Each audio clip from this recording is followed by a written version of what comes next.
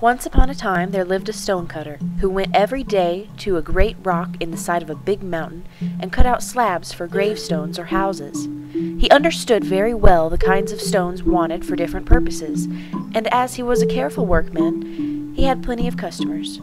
For a long time he was quite happy and content, and asked for nothing better than what he had. Now in the mountain dwelt a spirit which now and then appeared to men, and helped them in many ways to become rich and prosper. The stonecutter, however, had never seen this spirit, and only shook his head with an unbelieving air when anyone spoke of it. But a time was coming when he learned to change his opinion. One day the stonecutter carried a gravestone to the house of a rich man, and saw all sorts of beautiful things of which he had never dreamed.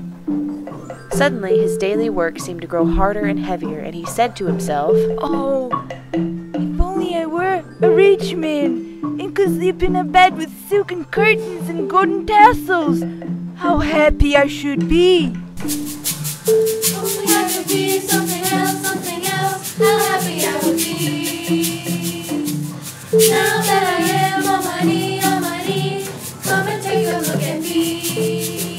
Come and see, how happy I would be. Come and see, how happy I would be. and a voice answered him, "Your wish is heard. A rich man you shall be." At the sound of the voice the stonecutter looked around but could see no one. He thought it was all his fancy, and picked up his tools and went home, for he did not feel inclined to do any more work that day. But when he reached the little house where he lived, he stood still with amazement, for instead of his wooden hut there was a stately palace filled with splendid furniture, and most splendid of all was the bed, in every respect like the one he had envied. He was nearly beside himself with joy, and in his new life the old one was soon forgotten. It was now the beginning of summer, and each day the sun blazed more fiercely. One morning the heat was so great that the stonecutter could scarcely breathe, and he determined that he would stop at home till the evening. He was rather dull, for he had never learned how to amuse himself, and was peeping through the closed blinds to see what was going on in the street, when a little carriage passed by, drawn by servants dressed in blue and silver. In the carriage sat a prince, and over his head a golden umbrella was held to protect him from the sun's rays. "Oh, if I were only a prince," said the stonecutter to himself as the carriage vanished around the corner. "Oh, if I were only a prince, and could go in such a carriage, and have a golden umbrella held over me, how happy I should be!" Only I could be something else, how happy I would be. Now that I am on my knees, come and take a look at me. Come and see, how happy I would be. Come and see, how happy I would be. And a prince he was. Before his carriage rode one company of men and another behind it. Servants dressed in scarlet and gold bore him along. The coveted umbrella was held over his head. Everything his heart could desire was his. But yet it was not enough.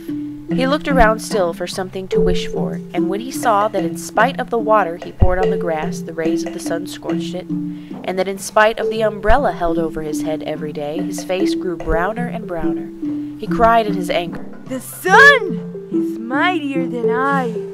Oh, if only I were the sun!" And the mountain spirit answered, "Your wish is heard. The sun you shall be." Only I could be something else, how happy I would be. Now that I am on my knees, come and take a look at me. Come and see, how happy I would be. Come and see, how happy I would be. And the sun he was, and felt himself proud in his power. He shot his beams above and below, on earth and in heaven.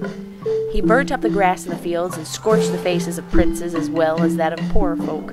But in a short time he began to grow tired of his might, for there seemed nothing left for him to do.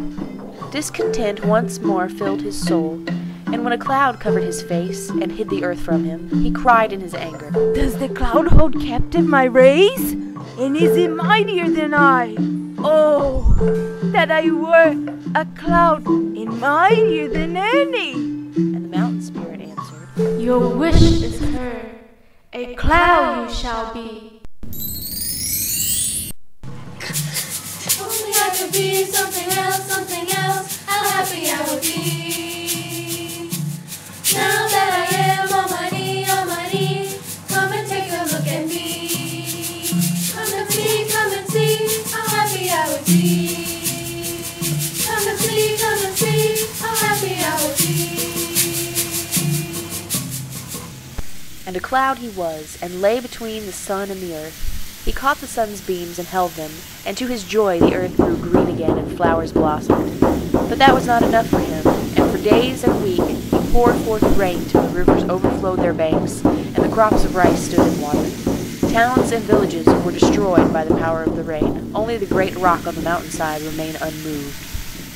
The cloud was amazed at his sight and cried in wonder. Is the rock then mightier than I? Oh, if I were only the rock! And the mountain spirit answered, Your wish is heard. The rock you shall be.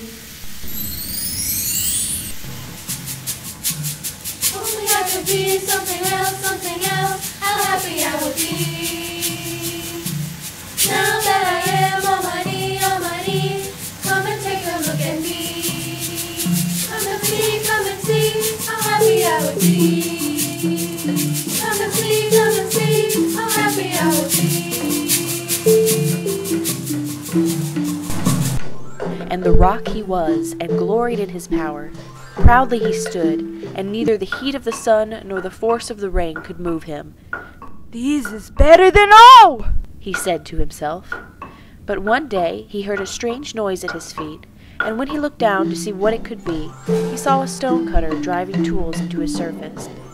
Even while he looked, a trembling feeling ran all through him, and a great block broke off and fell upon the ground. Then he cried in his wrath, He's a mere child of earth mightier than a rock? Oh, if I were only a man! And the mountain spirit answered, Your wish is heard. A man once more you shall be.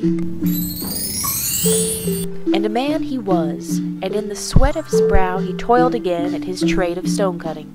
His bed was hard and his food scanty, but he had learned to be satisfied with it, and did not long to be something or someone else. And as he never asked for things he did not have, or desired to be greater or mightier than other people, he was happy at last, and never again heard the voice of the mountain spirit.